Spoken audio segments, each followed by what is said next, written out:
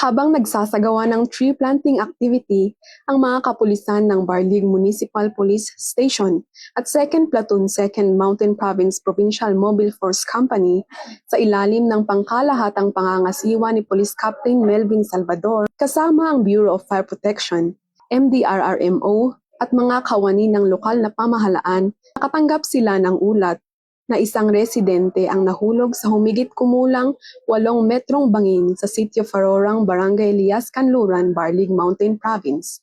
Sa kabila ng distansya sa pagitan ng lugar ng tree planting activity at ng pinangyarihan ng insidente, mabilis nilang itinigil ang kanilang aktibidad at nagsagawa ng rescue operation. Pagdating sa lugar, nadatnan ng mga pulis ang mga residente na naunang rumesponde matapos ma-activate ang FOTAD, isang tradisyonal na sistema ng pagtawag sa komunidad ng Lias sa oras ng kagipitan. Maingat nilang inilikas ang biktima at binaybay ang halos 6 na kilometrong daanan na binubuo ng makikipot na pathways at mababatong tawiran sa ilog. Dahil sa kanilang mabilis na aksyon at sa pagtutulungan ng lahat, ligtas na naihatid ang biktima sa ospital para sa karagdagang gamutan. Ang tunay na serbisyo ay hindi lamang nasusukat sa mga nakatakdang gawain, kundi sa kahandaang umaksyon at magligtas ng buhay sa oras ng pangangailangan.